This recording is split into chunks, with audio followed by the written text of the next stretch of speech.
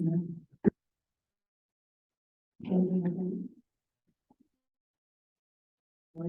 are you ready? Yeah. And the gentlemen are ready? Okay.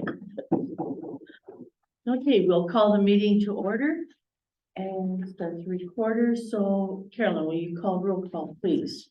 Welsh. Here. Morgan. Here. Stan Anderson. Here. Houston. Here. Williams. Here. Hawk. Here. Mike Anderson. Here. We do have a quorum. Okay, stand and say the flag.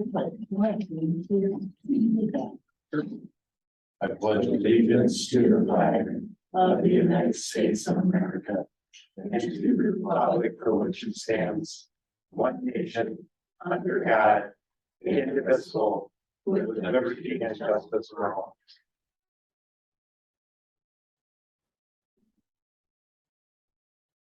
Okay, so is there any order of business for emergency, Carolyn? No. Okay, and no one's attending on Zoom, is that correct?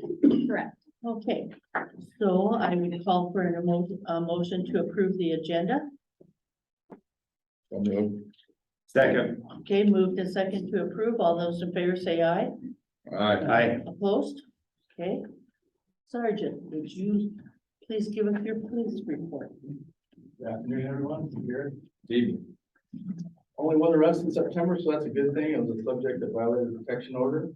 And that was it. So, any questions for me? Sounds pretty quiet. All right. Football gone. Good night. Thank you, sir. Good night. Yeah. Okay, so with that, do I have a motion to approve the consent agenda? So. Is there a second? Second. Okay, moved in second. Any discussion? All those in favor say, oh, Jared. What's a smoker's pole? Ashtray. Put the ashtray, the cigarette butts in. Okay, I just seen that on the city bills, Okay, because, we're trying to get a, something right out here in the corner, because we're just accumulating a lot of, cigarette butts right here in front of our city building, so. Okay. That's, They won't use it. Sorry. But it's there, that's good. it might, maybe, They're effective. Getting a plastic one or a metal one? I think they're metal. Kelsey knows. Metal? Cause the one in front of my daughter's apartment was plastic. It just melted to the ground. when- So, Yeah, if you don't empty them, sometimes they start on fire. They do. sorry, I just had a question. What is Well, this? good question. Any other good questions? Okay, so with that, do we have a motion to approve the consent? So all those in favor say aye. Aye. Opposed? Okay. Trevor, that brings us to you, please, if you'd like to go to the podium.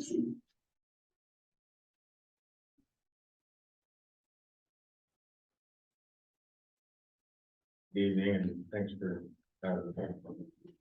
I guess the reason I came was to ask for show support from the city, if you guys would be willing to help out. We're trying to start a Boy Scout troop in the Lower Wasta area. And I have to have 5 youth and 5 adults to start the troop, which I have that rounded up. And I've been working with the Black Hills Area Council. And we're on a pretty good road to get started. So what I'm here for is to ask if you guys be willing to donate, possibly up to about $200 to help with registration fees. I did the figuring on it, it's $75 per youth, $45 per registered adult. And for this first time signing up, everybody has a $25 one-time fee.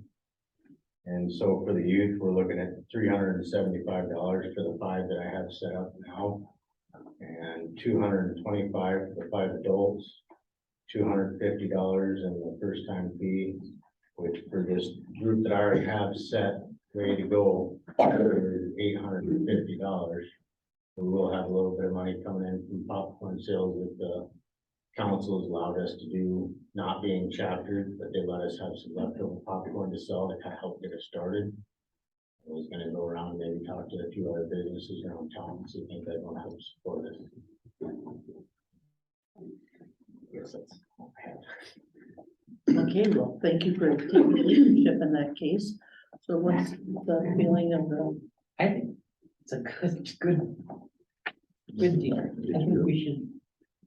I would like to support that. okay, Trevor, do you guys have an area where you're meeting at? I do have permission from the Wasta Volunteer Fire Department to use their fire hall. One thing we are missing before we chapter is, our sponsor, and right now we're looking at the post. Tim Grimmett is talking to them, trying to get that straightened out.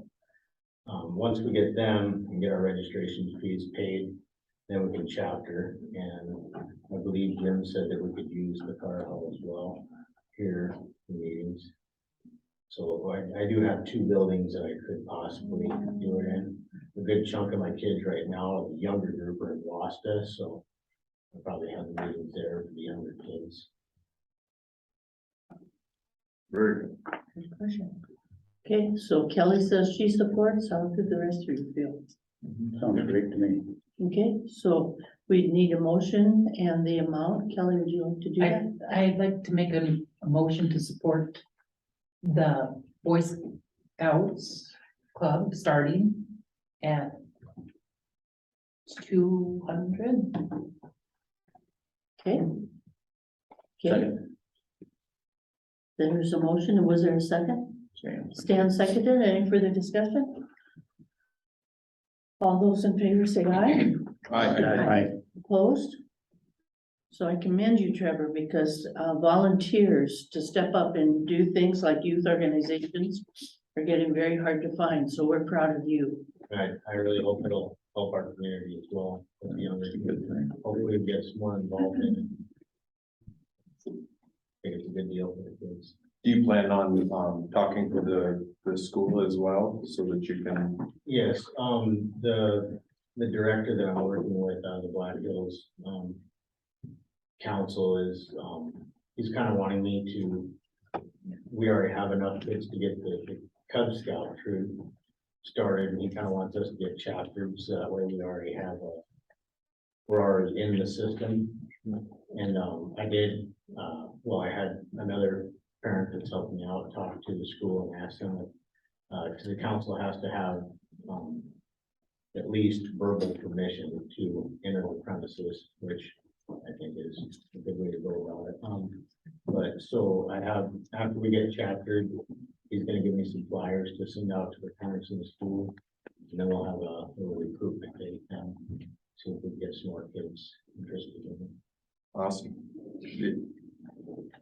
And Trevor, now I don't, do we have a reporter? We don't for the current is there in town?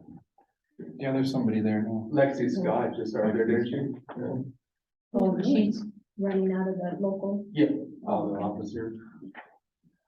you know, it might, I don't know, it might be good if you would talk to her and have her put an article in the paper. Would be a good idea. I've tried social media and word of mouth. I guess I didn't think of the newspaper, but. Well, social media is probably, but you'll get a few, Yeah, somebody, a few that might see that. so at least we got enough to Good. get chaptered now. I have to have 5 youth and 5 registered adults to chapter, and then I have to maintain at least that number to keep the troop open. So far, the kids that we have showing interest in it seem like hopefully they'll be interested for a while, so that will help. But Good luck to you. thank you. Yeah, thank you for doing that. Thank you guys. for your Stop by time. the flower shops and he said she'd give you a donation. Thank you. okay, thanks. Thank you. All right, this moves us to public comments where someone can speak for up to 3 minutes. Do we have any public comments tonight? Hi Lee, how are you? Good. I guess I got a couple of questions on some of the questions I had with Stephanie last week. And one of them being, I asked her about what the city budgeted as far as fighting this lawsuit was. the response was that there is no budget because we were sued. Did the council not consult with our attorneys as to the decisions we were making and what the outcomes of those decisions would be for the city? Lee, what do you mean? As far as what? Well, I'm assuming that when you guys go to make a decision on behalf of the city, especially when you were dealing with Loves, you had some type of conversation with your council as to what that would look like for the city by not making a decision. Okay, so we're being sued by Love. Correct. Based on your guys' actions, Loves filed a lawsuit against the city. Correct? They didn't just sue the city on a whim. They sued the city based on what either the council or the planning and zoning committee did. That's what we're being sued for, correct? Well, we're being sued. Correct, but we're being sued based on the actions of either this council or the planning and zoning committee, correct? Right. So that's correct. So when we made the decision to not allow Loves come into town, that was done without consulting council. I guess where I'm going with this is at the last meeting, it's being made to sound as though, wow, we got sued. We don't have a budget for this. But yet the decision we made has cost the city about $100,000 in legal fees. And nobody had any foresight that that was coming when we made those decisions. And where do we go from, where does the council go from here? And if they find in favor of Loves, and my understanding with what Stephanie said, there's a possibility that happens. Is the city culpable for those damages? Do we have insurance to cover those damages? Who's paying for those damages? Because just to pay the $100,000 we paid in legal fees so far, businesses in town have had to do $5 million worth of sales to collect the sales tax just to pay for where we're at. How much more does the businesses in town have to put on the table to pay for this? One of the reasons why, at least me, voted against them coming in is because of their location, right in the middle of, residential area. It'd affect. Yeah, you gotta Let me finish. You gotta understand, Kelly, I'm not saying I'm for or against Loves. But I'm your telling- guys' actions that put a lot of vulnerability to the city. And those funds are coming from the taxpayers of this town. I understand that. But I'm gonna finish this. Okay, My reason not to let them in is because I see those 40 people that don't want it out here. I see them throughout the year. Maybe not every day, because I have my head down and working. Will I ever see Mr. and Mrs. Love? No. My thought, my reasoning is, I want to protect the people that live here. My question is, in hindsight's 2020, but could we have averted a lawsuit by putting this to a public vote? I look at like Winter, Walmart tried to go on Winter years ago when I worked for the dairy. They put it to a city vote and we voted it out. And I don't think there was ever a pending lawsuit in that situation. I'm wondering if there was not a better way for the city to handle this, where we could have averted having to spend the citizens of Wall's money, because that's what it is the taxpayers of Wall get to pay for Well, this. you always face the risk of, whether in your own private business, you don't know if you're gonna get sued for some decision you made, and we've made a totally good decision, and we got sued, where we just didn't feel it was in our best interest to just roll over and. Because I pulled the documents and I read it, and there's a lot of stuff that's not, what you can actually pull and read is pretty bad. But part of that is they're saying certain people had biases or whatever you want to say in the lawsuit, and why would we put ourselves at risk of that? I just don't understand why, because and it's, we had a meeting, when was the meeting that started late? Was it a month ago now that all the attorneys were here? And since that meeting, now, and please don't take this as me picking on members of the council, but now we have members of the council that recuse themselves from the simplest of votes in the meetings, but yet a major vote that is gonna cost the city a ton of money. But we voted on that. There was a vote. The people that thought that there might be some bias there,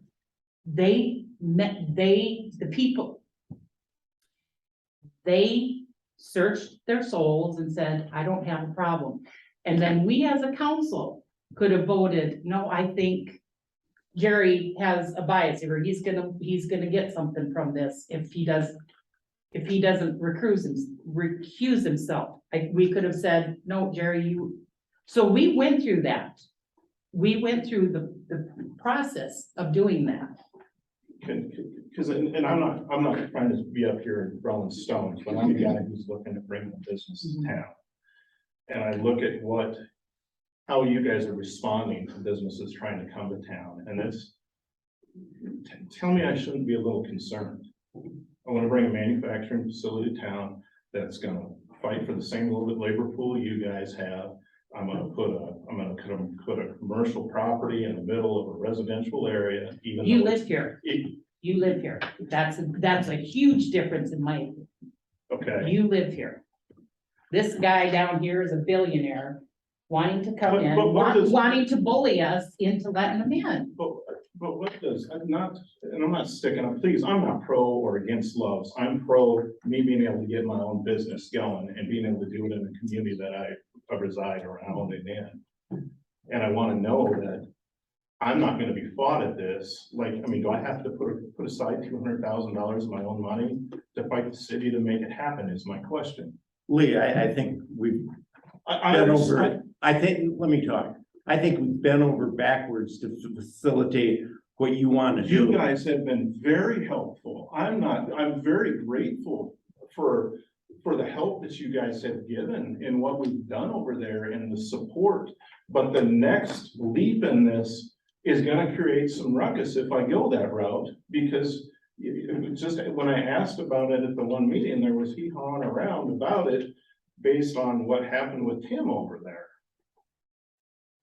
and his property. And if a neighbor can complain about what's going on commercial property and get it rezoned as residential, that's a concern for me, because I have commercial property and I'm gonna be doing commercial business on it if we choose to bring it here. And if it's concerning to me, I have no doubt it is a concerning topic to other people that want to bring business to this town. People look at where they're gonna spend their money. And they wanna make sure they've got the support, and the support needs to come from here. And it needs to, whether Loves is a billionaire and Love started in Watauga, Oklahoma is where it started. I'm just telling you, that's where it started. It started in a little town called Watauga, Oklahoma. But whether the guy's a billionaire or millionaire or whatever, it's irrelevant. No, it's relevant. It's relevant because he's bullying us. They're bullying us into letting them come in. We've said no. We've given them a reason. We didn't allow a building permit, which was in our prerogative. But they didn't like that answer, so they're coming back and suing us. So. We're gonna see. And that's fine, Kelly. I understand we're not gonna necessarily see eye to eye. I don't see eye to eye with everybody all the time, period. That's just the way it is. And the other thing is I think that there is a lot of people who don't understand maybe the full picture of it. You know, Well, this- and that comes down to transparency of Right. this council. Right, When was the but last time? from the very When is the beginning- last time the council has spoken to the public about what's going on?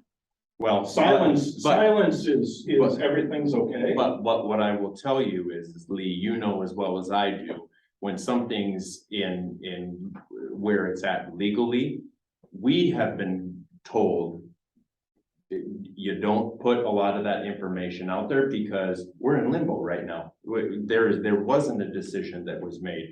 All of the decisions that the council made, all the way down to, is there a conflict of interest? We did not come up with that. We met with our attorneys who they recommended that we respond the way that we did. I mean, Well, there has been very little that the council has just made a decision on without legal advice. And so that goes to, so we've made all these decisions with our legal advice that we've got, Stephanie. You guys are in a pretty nasty court battle and I think from we were, her own verbiage over here, there's a good chance we lose. oh, absolutely. There's always that So- risk. But what do you do? I mean. You've got to, in the sense of what your taxpayers in this town have to spend, you've got to mitigate that responsibility, that loss. I mean, if they find us culpable for damages, who pays that? Does our insurance pay that, or does that come out of our general fund? Well, No, please answer the question. If we lose, does insurance pay that, or does it come out of the general fund? so some of those legal fees have, I'm not talking about the legal fees. I'm talking about damages. it would probably come from the insurance, the city's insurance. Okay, that's what I was wondering. Yep. And I can't 100% say that. That is just from the questions that I've My 3 asked. minutes are up. I'm sorry. Thank you. Thank you for bringing that attention. I forgot to set my, my timer. And I think we've explored that with our insurance company, and I don't know if we've got prison insurance yet. Yeah, we've tried to look into that. And the real decision is going to be coming soon when we do have to look at what those damages are gonna be, and we're gonna have to mitigate that risk and look at our options for So sure. if they're awarded damages, then are they still building, or do we pay damages and it goes Well, away? We're gonna find that out, probably. I think there's supposed to be a hearing at the end of November or something, is what I saw, so we don't know where to go from there, so. But thank you for your concern, and we understand where you're coming from in terms of your own business and being able to make your own decisions without being influenced by the people who happen to have property around you. We understand that, so, okay. With that being said, then, that moves us to permits, and the first one that's in front of us tonight is Stuart and Rhonda Metler for a machine shed. Yeah, these are year-old permits. They're dated 2021. Yeah, he had submitted them, and then just before the council meeting, Dar asked me to hold them back. There was something that Stuart wasn't ready to move forward with, and he just didn't change the date, but I will change the dates so going forward. We know. What caught my eye is it was gonna be completed November 30th at 21. Oh, That's far, huh? That's I'll, what I have to say. I'll change all that. I just, if it's approved, and I print them off, so that it's submitted to the county on the correct date. And there's kind of like two separate ones. You looked at all this here. No, I Yeah. didn't realize there was that second one for building onto the garage. His request is just the machine shed at the location. Oh, I see. Right. Okay, so we just have one building Yep. for a just machine what's shed, on the agenda is the machine shed. and Garrett, you've looked at this? Okay. So what is your thoughts? I'd move to approve. Okay, all right, Stan's moved, Kelly seconded to approve Metler's machine shed permit. Any further discussion? All those in favor say aye. Aye. Opposed? Motion carries. Okay, the next item is then going back to Eric. We asked him to clarify, and he provided then a map that indicates that that fence will be 3 strands of smooth wire, 2 feet off the property line along the west side, And the south side and the will be smooth wire. and the south side, Yes, and, it appears he's fencing the whole property, yes. okay? And so, East and north side of the barbed wire. okay, so he provided us with the information that we requested him. Is there any further comments? How can he have barbed wire? Is in our ordinance, it says no barbed wire in town. I think it's because, there's no residents on that north side directly across that property, isn't that correct? How's that zoned at this point? It's ag yet, right? It's ag land, Okay. so, he was granted the variance. Good. Okay, I don't know, I'm just, I mean, I think we do have some barbed wire in town on properties already. really, Carolyn, I don't see where it says two sides will be straight though. Smooth wire. smooth. I'm putting it in my minutes that, because he told me that, Okay. Pete Berkman told me. And so it will reflect in the minutes. What did you that say? it was fine. Jerry? JP, it's gonna be the south side and the south side The south side and South north side. will be smooth wire. Oh, yeah, right. So, Okay, so do I have a motion to approve? Because we did not approve this last time. We asked for more information. He's provided that. So, okay. Okay, there's been a motion and a second. Any further discussion? Okay, all those in favor say aye. Aye. Opposed? Motion carries. Okay, so then that brings us to a conditional use permit update. And that is for the family daycare that Sherry Henselman owns. Do I have a motion to approve? So move. Second. Any further discussion? All those in favor say aye. Aye. Opposed? Motion carries. Okay, so that brings us to the Wall Badlands Chamber Report. Welcome, Kelsey. Good evening, everyone. So, I have the most recent dashboard to provide you all with, so you can take a look at it. What tax, visitation, everything looked like through the end of August. Whoa, geez. oh my gosh. Sorry. You're okay, you're okay. Little black word, I couldn't see it. Okay, so you'll notice, year-to-date sales tax is up slightly. BBB is down slightly compared to last year.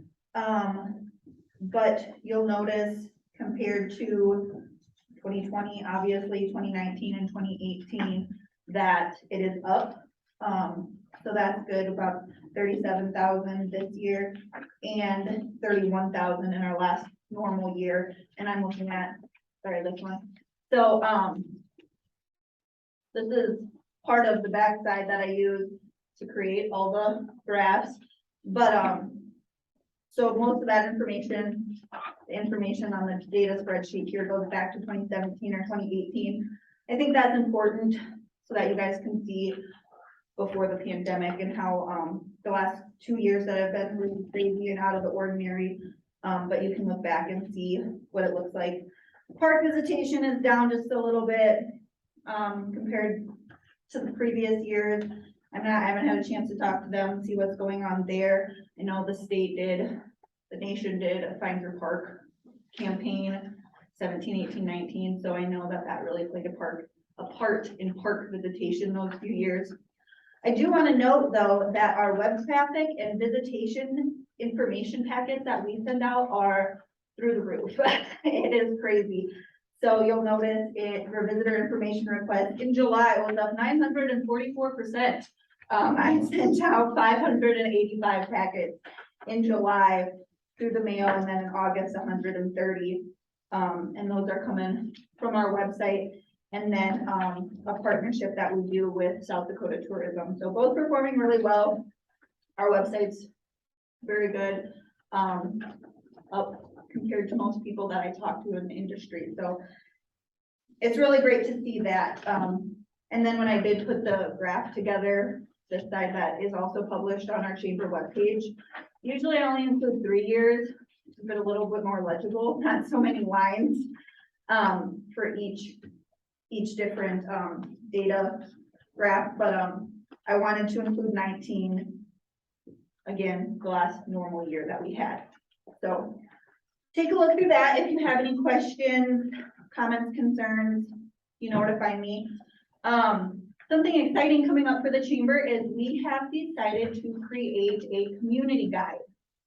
So, it's gonna be a very in-depth piece that we will use for relocation, business directory, community guide, community report, all kind of compiled into one publication.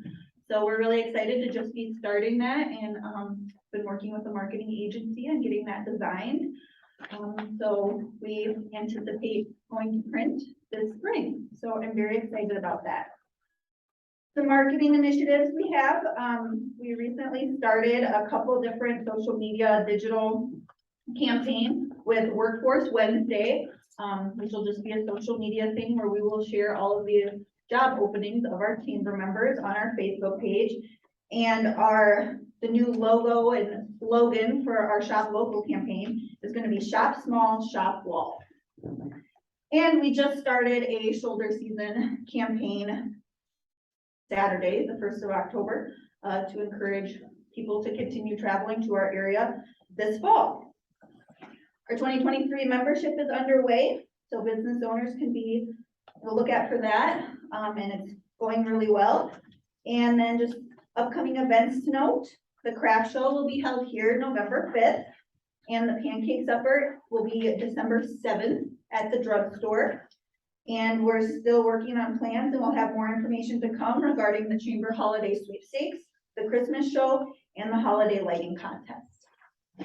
That's all I have for now. Do you guys have any questions for me? I know you've told this 100 times, but why do these numbers don't always jive with the numbers that Carolyn puts out? So the sales tax numbers, if you go to the Department of Revenue, this is the information that it says municipal, city, sales tax comparison. So it's last year to this year. So that's the number that they're publishing that they receive for the city before any adjustments and before any admin fees that they subtract from that. Same with the BDB tax. There's an admin fee that's subtracted from that before it's then sent to the city.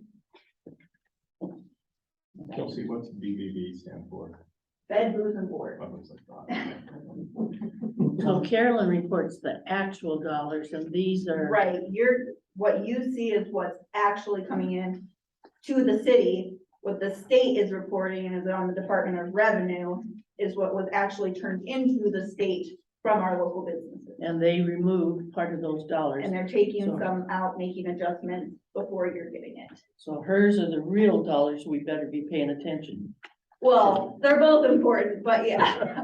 But if you want to, I mean, this is the public information that the state is putting out and how to measure what we're getting. Okay, send a message back that we want those dollars, not the actuals that are showing up. Can you handle that? I'll work on it. Who counted the traffic going by? So they have traffic counters. The Department of Transportation does that. Wires that go across the road. The little rubber hoses, I've never seen one on back, it's a wall, I just. Yeah. They may not necessarily. Right, Other questions? Okay, thank you, Kelsey. Okay, economic development report. Kelly. Good evening. We've begun advertising for wall leadership that begins November 21st. So if you have anybody in mind you think would be a great fit for that course, please send me their name. We have some really good outside speakers and leaders in the community as well, working with us on getting that set up. The Aging in Place Committee is continuing to work on senior living in the community. Today, we met with the Pennington County Housing Authority Executive Director to look at Prairie Village and how we can work with them to best suit our community's needs. And a lot of those decisions are being made off of our housing study. We are still waiting on the pumps for the lift station at the industrial park. I'm thinking they will be here end of this week or next, according to Dana.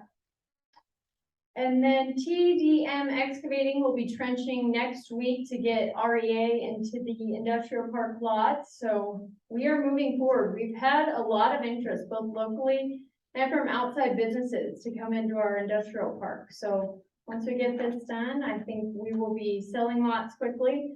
I also heard from those working on Rapid City's industrial park, and they're saying, hey, we're getting full. We're going to be sending businesses your way. So that was really good news.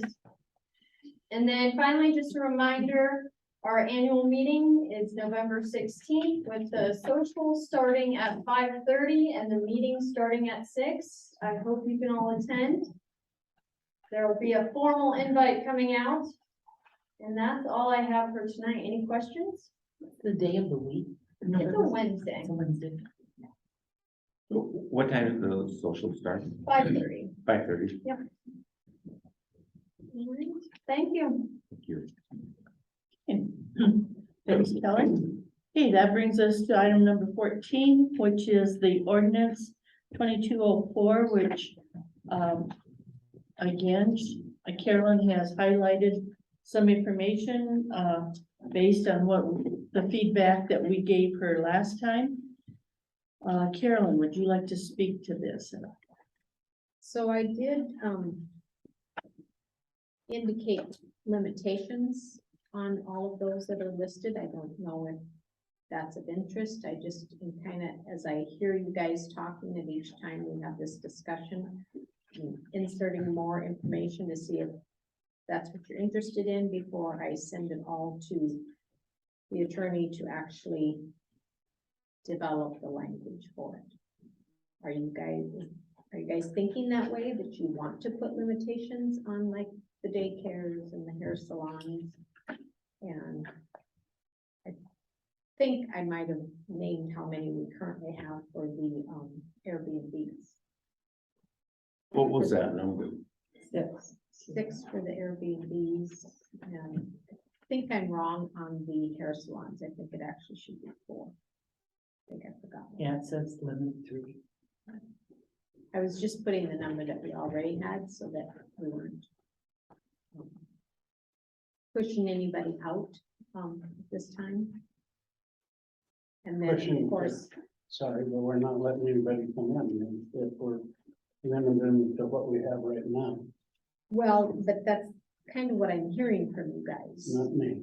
Okay, well, and that's what I want to know is, Sorry. what's the majority of you saying? You know, do you want to limit them? Do you want to just require them to submit information to us when they do come in?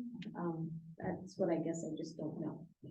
Well, it seems like the daycare, which is a really high need and we struggle with all the time. I don't think we should limit that. I agree with you there. Okay, Seems to always be an issue finding daycare if somebody wants to. I think we should. these are the things, I mean, you maybe didn't indicate that made me think that you thought that last time, but if I don't bring this stuff forward for you to have the discussion on, I don't know what you're thinking, you know, so that was my reason for thinking, okay, we're gonna put a limit, see what you guys' voice is on that, so. We've never had a limit on hair salons, have we, before? So is that something we want to do? I don't think we should. Okay, is there consensus to no limit? Okay, So are you interested in limiting the Airbnb or the short-term rental thing? Well, everything that I've read from Phillip, Hill City, Deadwood, sorry, Zach, limit them. I don't understand how we tell somebody on their personal property. Are we gonna set a yearly lease then for the homeowners that are renting their homes?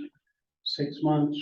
I mean, how do we regulate a time frame for renting out personal property?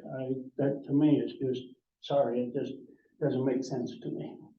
And again, it's small business people. I had a call just this week and how they get their information before we do, that we were setting a limit on the Airbnbs. And they said, you know, if we want to sell our house and somebody's interested to do it as a business, we have a chance to sell it. And then we won't be able to because they can't open up a business with it. So I guess personally, I don't think I'm here to tell people. Right now, we tell them, you know, when I grew up, you dreamt of a white picket fence in front of your house. Now we can't have a white picket. We're not allowed to have a fence in our front yard. So sorry, them kind of laws bother me just a little bit, but. I was reading through this, but at what point does this go to planning and zoning? Because when we talked about like the cannabis businesses, planning and zoning discussed it. We had several meetings about how many to have in town. And here you're having a number, but we're in residential use, making a commercial. When does planning and zoning get involved?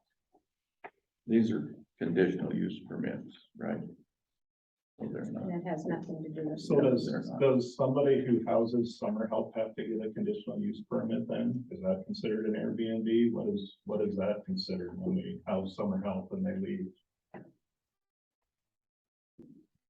Those people get looped and lumped in the same category? The people that own a house The people that own a house and put summer help in it, do they get lumped in? and then those summer help leave and. It's the same thing. We don't charge, so I'm out of there. But the house is still being, in that essence, you've still got people coming in and out. You listen to the arguments. I guess I'm being argumentative today, but. You really are, you are. But you listen to the, But I'm not taking money for it. but you're still putting people in and out of that house that the neighbors don't know. True. And so. And you're not charging them, but I'm pointing now, just like my. No, that's okay. But, when you house somebody, they're in essence being paid for that. It's figured into their wage somehow. It's part of their benefit package. It's a benefit to their job if you put them up in a house. Cause it is a cost to the homeowner. And then with seasonal workers and stuff too, I mean, during the winter and stuff, those houses sit vacant, don't have any use for them. So at least with the Airbnb, they're being used all the time, and you said there's 6 Airbnbs right now, but right now there's only 4 that are active, that are being used for an Airbnb. 2 of those houses are just for that purpose. The other 2 houses are dual purpose houses that have people living in them. Again, just like with people using them for that dual purpose, it's an older gentleman that's been in this community forever and he wants to make a little extra money for himself. Why can't we let that happen? Why can't we let an older couple that has kids that graduate high school, they leave, they have a bigger house. Why can't they rent out some of their house to make extra income for themselves? And with the conditional use permit, it's up to the neighbors. It's essentially up to you guys at the end, but if it's okay with the neighbors, why not let it happen? Why let the conditional use permit do what it's supposed to do? And I guess a conditional use permit, correct, Carolyn, if we have issues, whether it's a hair salon or a daycare or Airbnb, even though we issued them one, if we get a lot of complaints, we can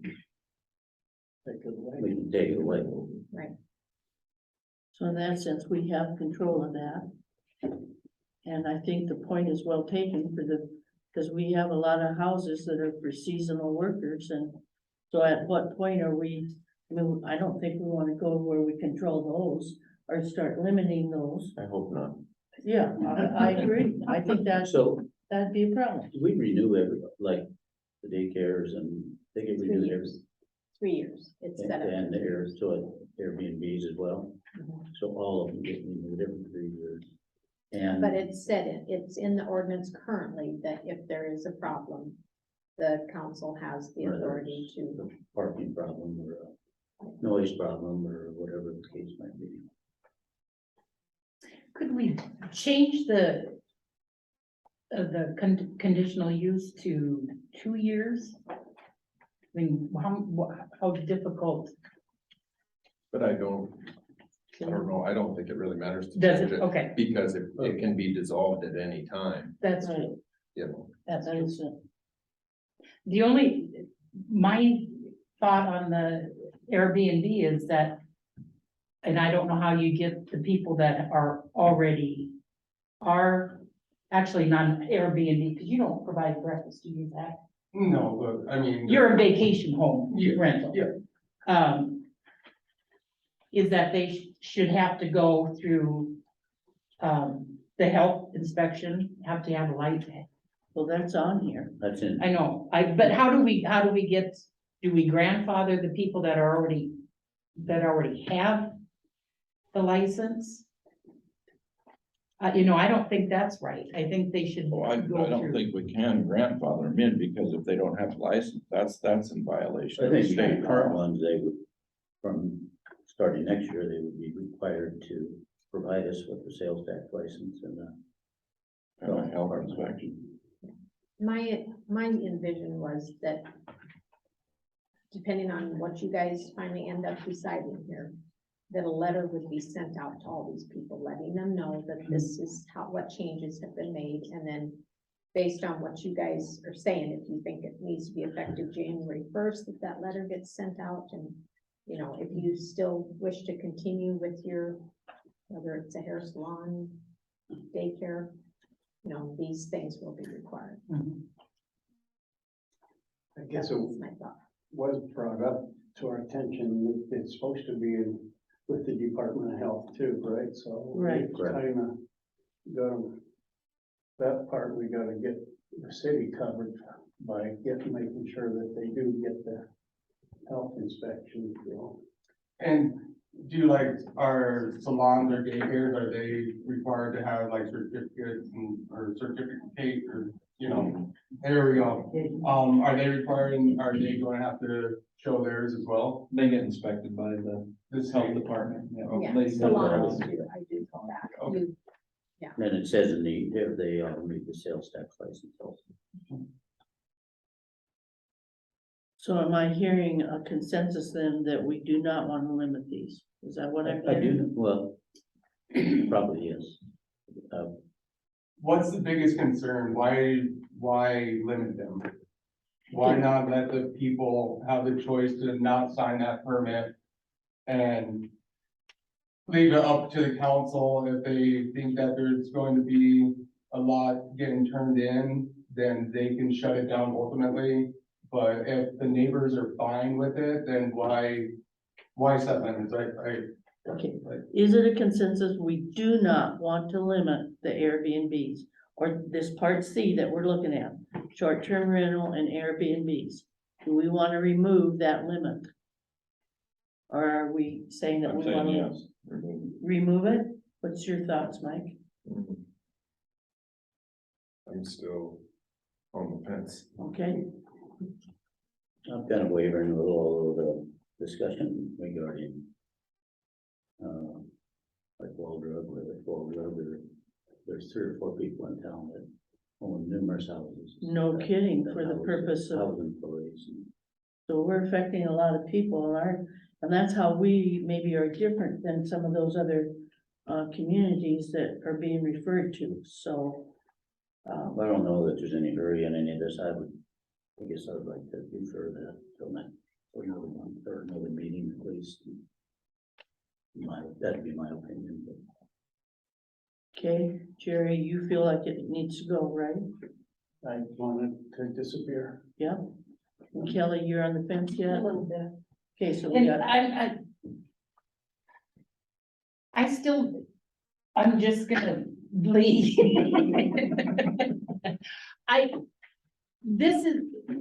like Rick has numerous homes where he houses kids. They're not coming here for a vacation.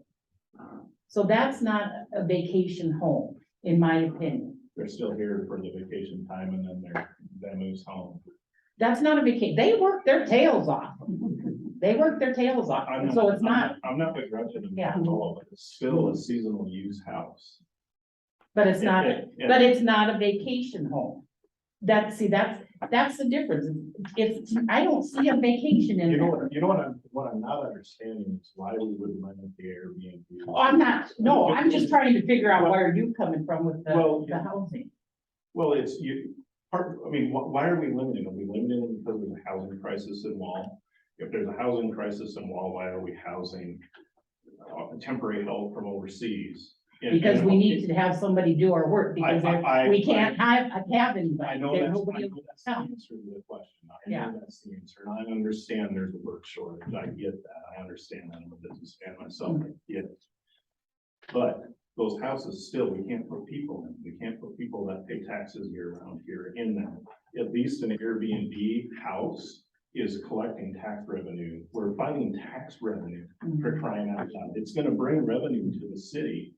And as you said in one of the previous meetings, your guests that come to your hotel and all the years you've had the hotel, you've had just a small instance of problems. Yeah. These people that rent these homes, they're gonna be the same people that are renting your Oh, I your know. hotel. Yeah, I know. So why would we not collect that revenue? Because those people are gonna go someplace else. If they can't get an Airbnb in town, they're gonna go to Rapid and they're gonna get an Airbnb. They're gonna go to Wasta, they're gonna go to Quinn. We want their money. And not only when they stay here, now they go downtown and they eat at Rick's restaurant. They go eat at the Dairy Queen. They go eat at the Badlands Bar. They drink, they buy trinkets. They spend money here. We want their money. We're greedy. We want their money. Let's let them. Let's get their money. Let's make it easy to get it. Why fight the small entrepreneur that wants to try and get ahead? I don't understand the battle. And it comes down to property rights and ownership. And Wasta too, have you seen how many there's on Wasta? They haven't set limits and they have way more than what we do up here. How many? I can look on my phone, so I can't look real quick, but. But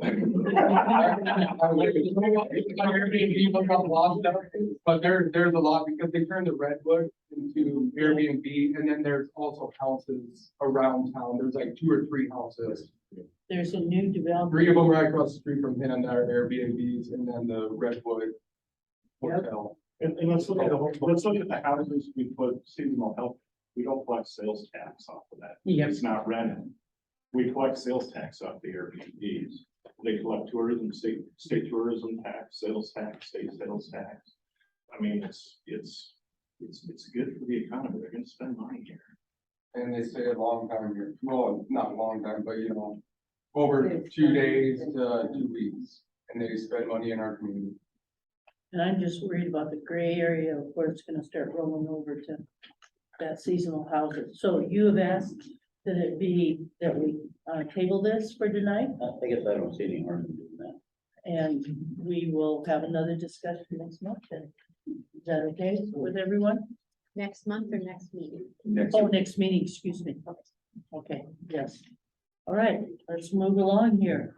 Football game's going. All right, here we go.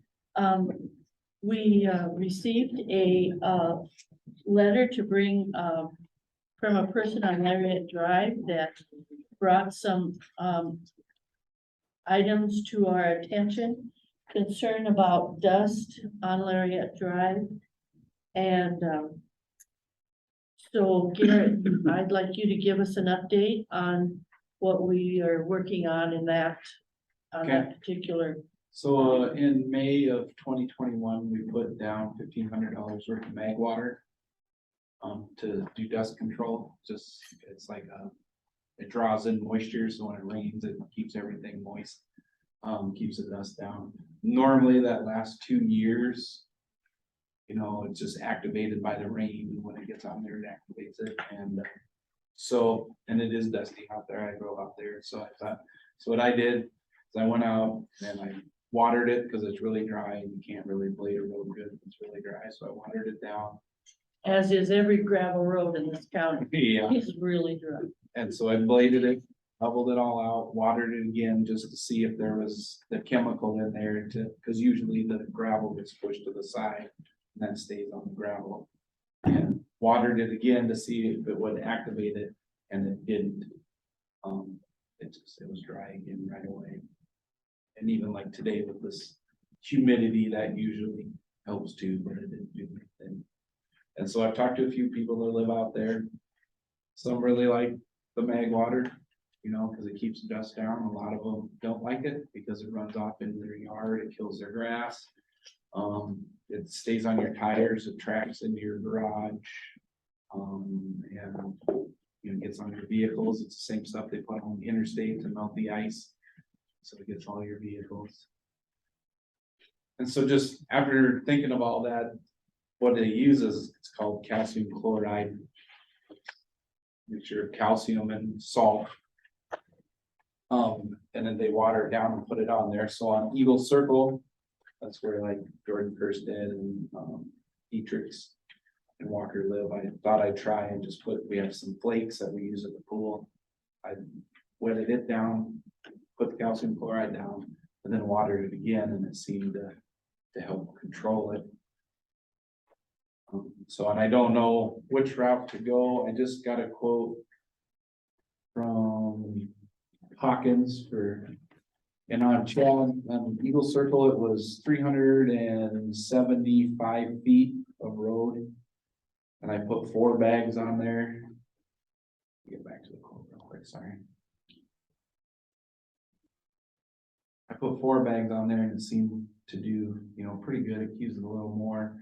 But a pallet of 56 50-pound bags is $1,300. So it's like 48 cents a pound.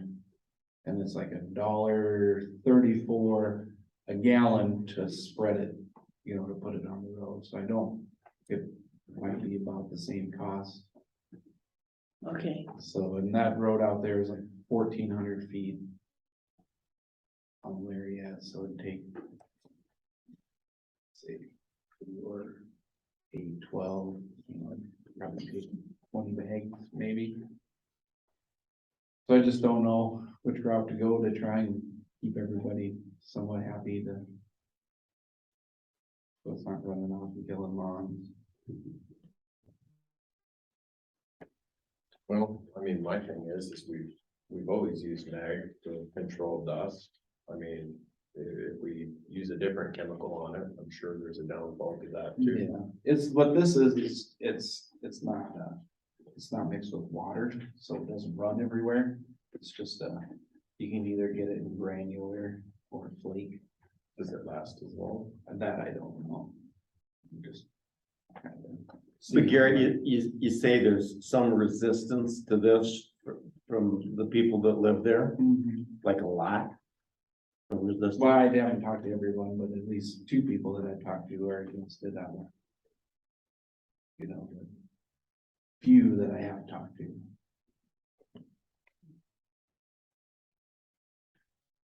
How many people live along that road? I think there's like 12. Let's see. 7, there's probably 8 or 9. It'd be kind of interesting. You talk to all of them? Yeah. And I'm not really asking what, Yeah, like right now to make a decision, If just kind of keep people. 70% of them don't want it, why spend the money? It's just a thought. okay, so what I hear you saying is you've done some price comparisons. Mhm. You're starting to talk to people and get their opinion one way or the other. And so, you are making us aware that we are addressing this concern. We're trying to do something about it. We're not gonna make an answer tonight because we're gonna give you some more time to work through this. Is that what I hear you saying? Okay, Yeah, then the guy sent a formula of what to use per square feet, how many pounds, just, go on to that. Garrett, is there any danger using the product? There's some for lawns, what about animals? Yeah, I guess I haven't really heard. Remember, Rick, they should be. Yeah, we use it in the. I said, remember, Rick, they should be in the films. The animals. So, But yeah, we use it in the pool and it's just to keep the pH down Okay. normal. But pretty much they just don't like it tracking, because you drive through it and it goes into your garage and you have salt on the floor of your concrete. Do you remember what it's like to have fine dust in their house all over the place? What's that?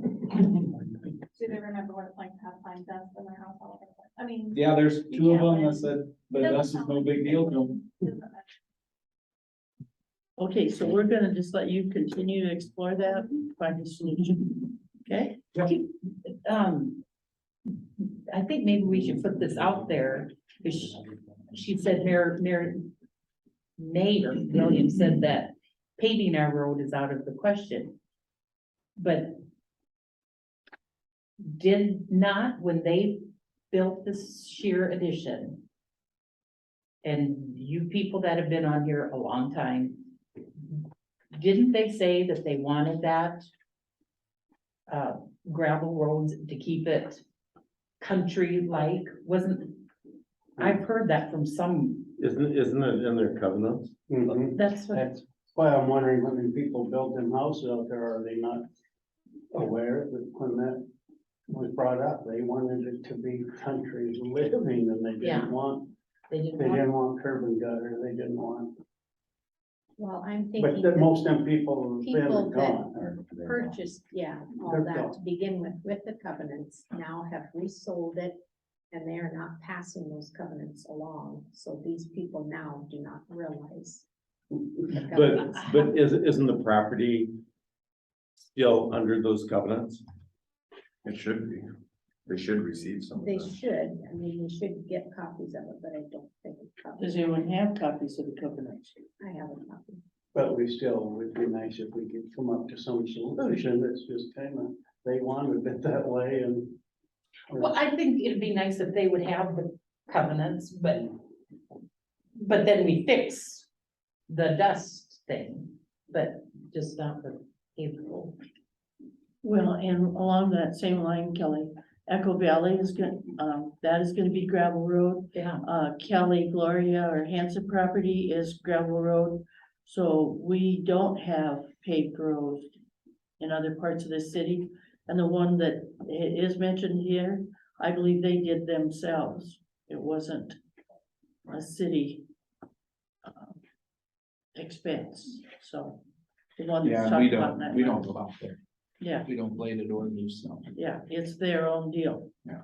So that's incorrect information there. So, okay, so with that being said, let's move along to item 16. And that is a camper at 201 Glen Street. Yes, we had received, a concern, that was shared with one of the local deputies, that there was a camper that is at 201 Glen Street that is housing someone, which is against our ordinance. And so I did send a letter to, the people living there to let them know, but I also did contact the property owner so that she was aware. And, that property is also a location that we are wanting to replace the curb stop at, because it's currently not able to be used properly. And so I did include in that letter that the driveway needs to be left open until we can get that curb stop replaced in there. And I do see that we maybe have people in attendance that want to speak on that. Okay. Okay, That's so, the beach, old beach road. so would you like to speak to that? I rent the house, 201 Glen Street. I've been living there for over 2 years. The camper is his, my friend called it, but he came here, he's been living here also in June. He came up here to work, but he's living in my home, but the camper is his. The curb stop thing, I don't understand. Are you talking about our actual driveway or on the corner? That I don't understand. It's right along the edge of the driveway in the yard. Okay, so like when we drive into our driveway, Yeah, so just the so thing we is, would have to move the camper out of the driveway? Is that what? the deal with the camper is a different deal. We need to just change that curb stop out, so when you guys park, it's just right where. When you we pull park. into the driveway? Yeah, and it wouldn't have to be for an extended amount of Like, how time, just much a couple space days. exactly do you need from the curb into the driveway for us to clear? Like, just so we know. Just Really one don't part have in any- that, well, either that, I mean, I can go in and then put like all the dirt and gravel in the yard, which I really don't wanna do. Yeah, So I just wanna be able to put it on the side, in the gravel there. And it's not a lot of room, Okay, it's so we probably just- 10 by. And wanting you to be safe, just so it's safe for us to work in there too. okay. And,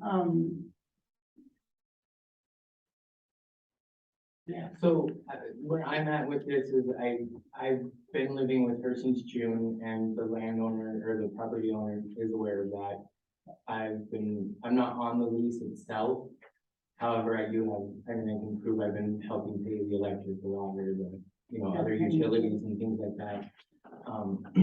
I've been here since right at the beginning of June. My first day working at the Red Rock was June 4th. So it would have been just a few days before that I moved in.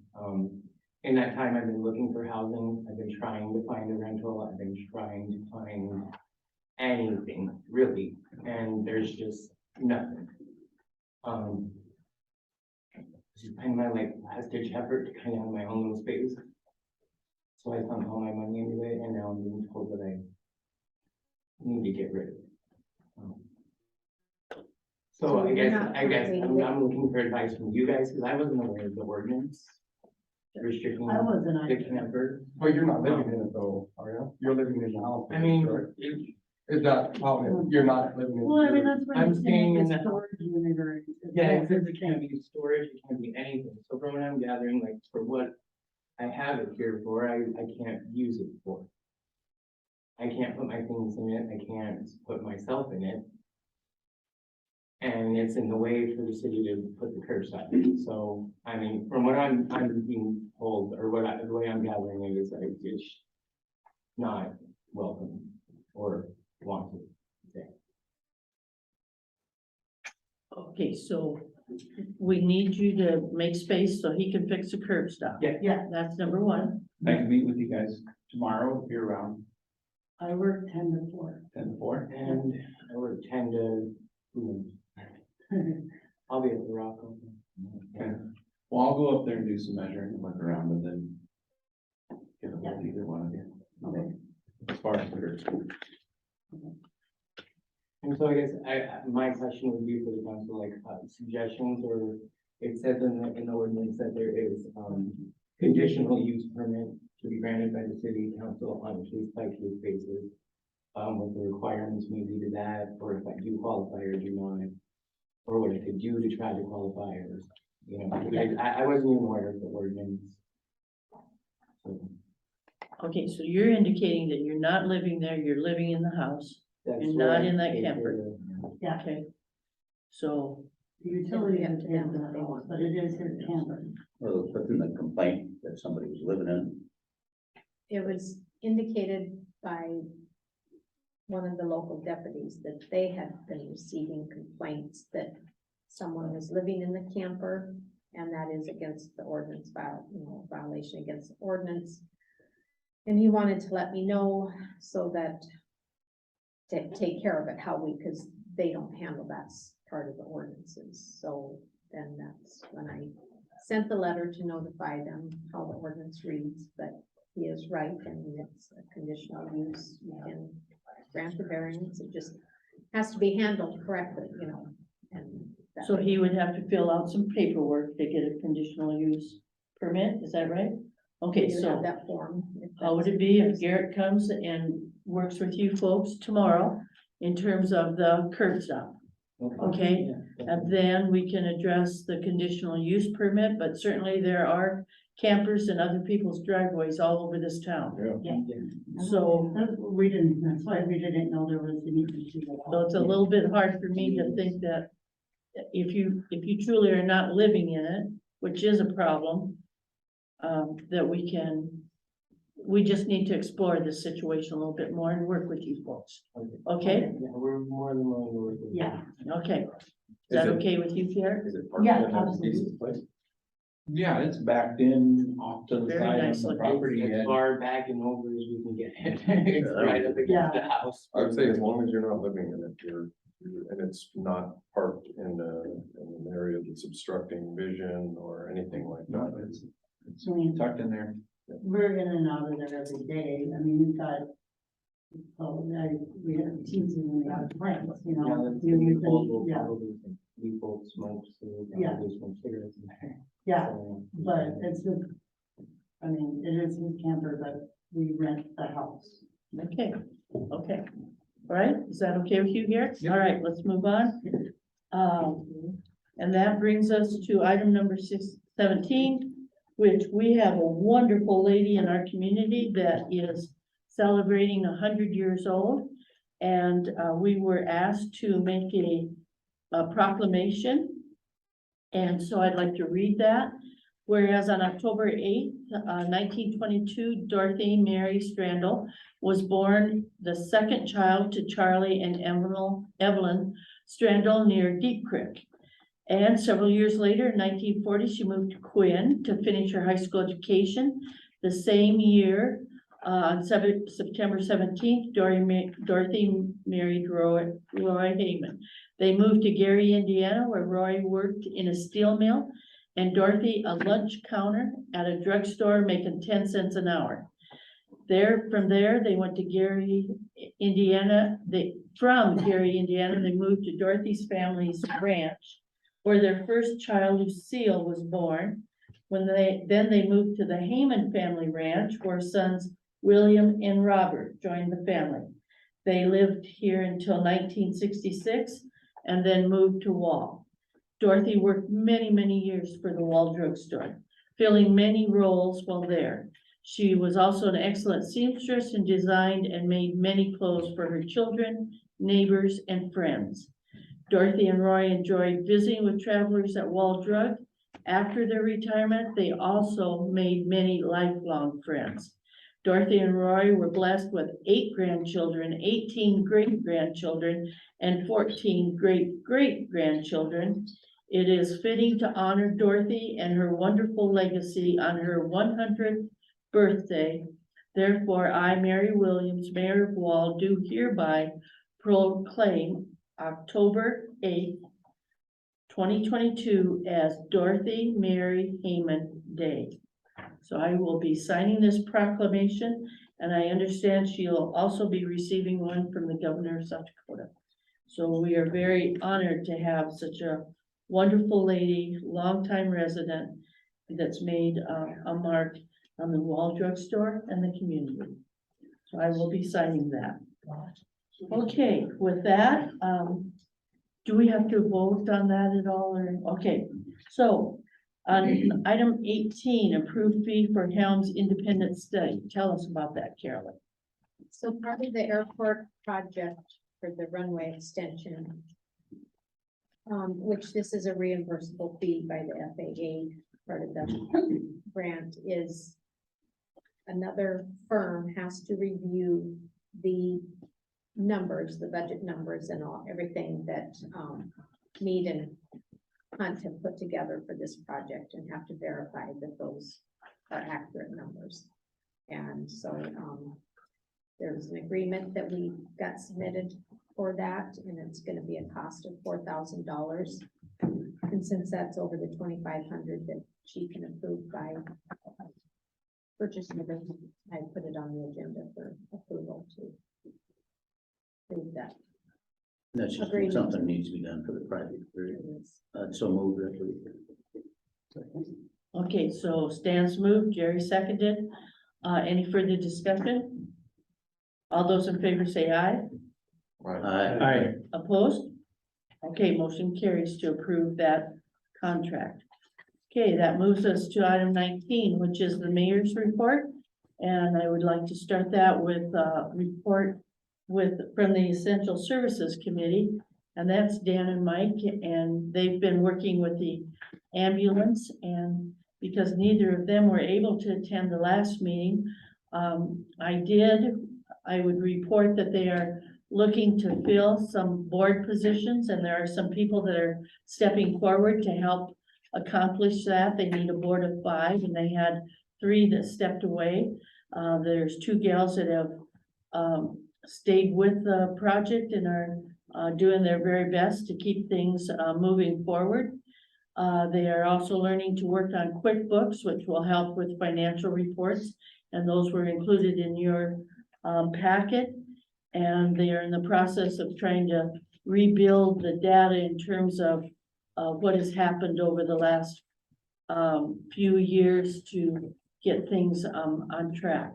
So with that being said, Dan and Mike, did you want to add anything to that? Well, I think we have one person that said that they will accept the position on the board. I have another one that said they will, they couldn't attend the last meeting, and then possibly have one more prospect, so we might be off the hook. So that'll put them up to 5, and that's what they kind of need, so. But we are just interested in making sure that that's moving forward. Also, the budget committee, Stan and Mike. Can you give us a quick report on what's going on there? Stan. Oh, sorry, Mike's over there. Stan is there.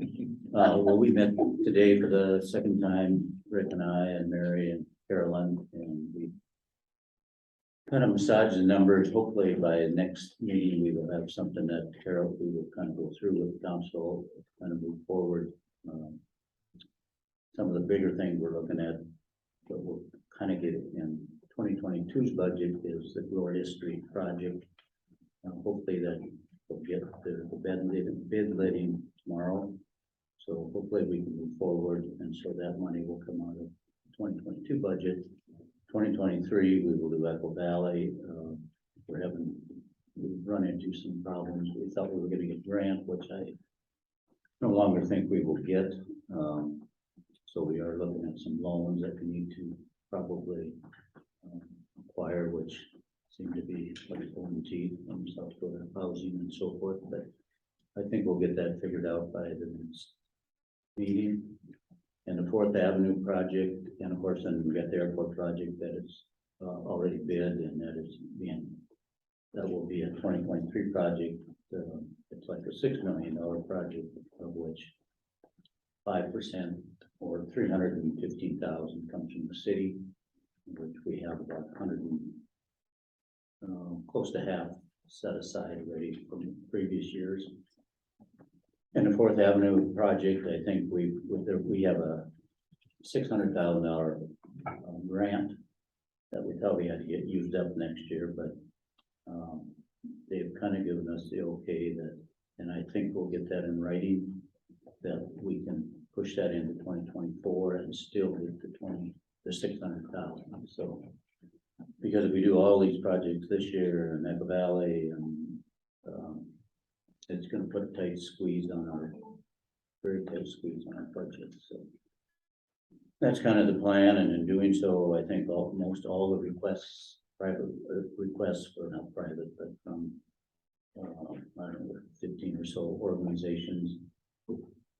Probably we haven't made any decisions. Obviously, that's not our decision, the committees, but we'll probably fund them all, but at the same rate as previous years without any increases. We've been quite generous over the years with increasing, so that's our thought at this point. And I guess with that, unless you got something else or anybody else has questions. Okay, so with that, the next item there is the South Dakota Housing, and that is what Stan is alluding to. And I did in fact get a written notification this afternoon when I got back to my email that the grant that we were seeking due to, based on an opinion and recommendation from legal counsel, they have delayed the implementation of that grant. And it's going to need to go back to the legislature, and therefore there will be no grants awarded. So because I had a bit of that information last week, I got in conversation again with Scott Rounds, who's working with the infrastructure loan. I tweaked the grant or the loan application, and with the approval of the finance committee today, I sent that off to Pierre again, and in order for them or if the fee application is 1/8% of the loan, and so for that reason, I need approval, and I've talked about this several times, but this one's for sure, $2,125 in order to send that fee to get this loan on its way. So if I could have a motion to approve $2,125 for a fee application. I'd make that one. Sorry. Okay, it's been moved and seconded to approve the fee application. Any further discussion? All those in favor say aye. Aye. Opposed? Okay, so that's on its way, and hopefully that will come through for us. The interest rate on those loans are very good, so if we can get that obtained, it'll be very helpful. Okay, with that, we're moving on to the finance officer report, which Carolyn. So I don't have a lot to report because it's already been reported. I have been pretty busy working on the budget, so that's already been talked about. And just wanted to remind you that starting tomorrow morning, after the bid opening, I will be out for the rest of the week attending the municipal league conference in Watertown. But I am working, so you can definitely reach me by cell. Probably easier than email, but if you have my personal email, you can reach me that way as well. So I will be back Friday, but it'll probably be near the end of the working day, if not after driving back to Watertown. So. And Kelsey and Callie will be covering the office, right? Yes. So it's not that no one will be here, it's just that you're gonna be out of town. And I will be joining Carolyn also. I will be leaving on Wednesday morning and returning for a football game in Kimball, so that's handy that we'll be driving by there. Okay, moving on to Public Works report then, Garrett. I don't have a whole lot, just, working out at the Lariat Drive. And then a couple weeks ago, we had a relief valve blow apart down at well 7, so a bunch of water sprayed inside the building. And we were pretty lucky, it didn't do much damage. You had a couple of the GFI outlets or GCFI or whatever they are broke, and then we found out that it ruined the chlorine pump. And so I got a price to replace that, and working with the insurance guys to get that all figured out. It's up and running and going. Then just, that's about it. Well, one thing we noticed is you did move some Oh. electronic. Yep, we moved, thank you. We moved the speed limit sign from Wayne Shaw down to the corner of 7th and Glen. Seems to be working pretty good. Wayne Shaw was pretty upset that we moved it. He really liked that sign there. Can't keep everybody happy. He doesn't like change. But no, it seems to be, I don't know if the work, the jackalope seems to be slowing people down, but it seems to slow down once they get there. But that's moving along pretty good too. I don't know if everybody's noticed that, so. But they are really aggressive, so Yeah, they don't mess around. you do not. So, and then what are they? Apprentice, I guess? Intern, sorry, started today, James Livermont. So first 10 minutes he was here, he's asking questions about the water and sewer and everything, so I think it'll be good for him to go through that, and he shows interest. Kind of wondered at first if he was they just do it to get out of school for 2 hours or? So what do they do? 2 hours at 2 hours, 4 days a week, and I think it's just For for how long? us, is it just a? I don't, well, be for the whole semester, for maybe the a full year. semester? Yeah, I don't know. I don't know what their schedule is, but I think his schedule might be all year, So, so. okay. That's- And then I think you talked about some crosswalks. Oh, yep, sorry, thank you for that too. Met with the street committee and we talked about the crosswalks and putting those in. We've had one and one up by the corner pantry, go across the Welsh Motel. And then we decided to put one from Harnishes across over to, I can't remember his name, Wilmar's on 7th. And then, of course, the one that we always have on Glen Street there, and then the one down by Tish's salon. So, and we will do that this spring. Okay. Want to make it safe for Kelly to get to Corning Pantry, for sure, right? That's probably Okay. just carrying your weight. All right, anything else then? I don't think so. Good Thanks for job, the Gary. reminders. Absolutely. Okay, are there any items for discussion that we haven't talked about? No decisions or actions will be taken? Well, I talked with someone, speaking of stop signs, we're never gonna get over it. Down on Glen and 4.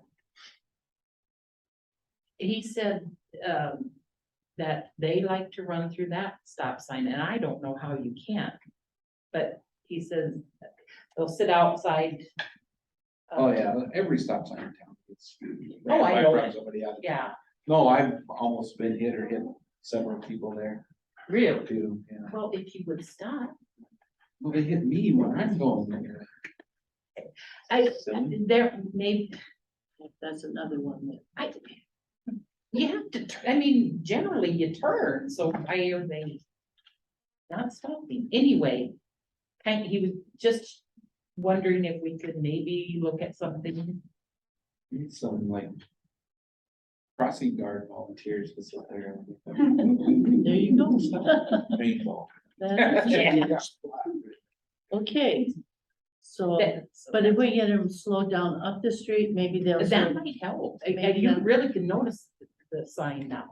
Yeah, for sure. That was good. Okay, They run that one by the daycare, Norris, make the corner by the ambulance hall. They just, I mean, They don't, It's people right don't in stop there. at stop signs anywhere. They hardly stop when they come off interstate. That's true. And about 90% of the cars that go by our house run the stop sign there. Don't even hit their brakes. Don't even slow down. Never hit their brakes. Right on around. okay, You're going the other direction. so next meeting is scheduled for October 20th, but we realize that could be a playoff game. And It'll be. it will be a playoff game. And Yes. and it will be here, so we're thinking nobody would come. So Carolyn, would you like to suggest another date? Well, I'm looking at Monday, the 17th. We have a meeting this Monday. That would be 2 weeks. like the normal schedule is, and then maybe in November, time will tell as we get closer with the next meeting. There may still be playoffs. It will be busy till November 11th. We go to the dome. Okay, we're counting on So that. something to think about on possibly needing to reschedule the first meeting in November, but I will address that at the next meeting because I don't have that on the agenda. So I just have this one on the agenda and I would need a motion to move it to the 17th if that works for everybody. Works for me. All right, Mike made the motion. Kelly seconded. Any further discussion? All those in favor? Say aye. Aye. Opposed? Aye. Okay, next meeting is Monday, October 17th at 6:30. Okay. Yes, another football. Okay, let's get Eagles rolling. football. Okay, with that being said, we do need an executive session. Would I? I'd like to make a motion that we go into executive session for the purpose of discussing legal personnel issues according to SDCI 1-25-2. Okay, there's a second. Any further discussion? All those in favor say aye. Aye. Thank you, everyone, for coming, and we will be moving into executive session. Say when you. Have a good night. Thank you, guys. Okay, now I have to push the button. I wouldn't worry about it. It's not enough. I mean, you guys are gonna. I got make a it motion, done. right? It's a miracle. So I'm declaring us out of executive session, and I would entertain a motion relating to our discussion. I'd make a motion to hire an assistant librarian At immediately at $12. an hour. Okay, there's been a motion. Jerry has moved to hire an assistant librarian at $12 an hour. Second. And Kelly has seconded. Any further discussion? Just for clarification, do we need to say how many hours? Part-time, Well, because I think it is part-time. Well, part-time, and, you know, it's like 4 hours on Friday, but they did indicate that if Esther wasn't there or on vacation or something, they might need this person more. So it might be part-time. 16 or 20. Did we say part-time? To hire assistant librarian, part-time at $12, starting pay $12 an hour. That's exactly what I said. Yeah, and Kelly even exactly seconded that. Okay. Any further discussion? All those in favor say aye. Aye. Opposed? Okay, motion carries, meetings adjourned. Oh, my God. Gotta work on your speed, Mary. I tell you,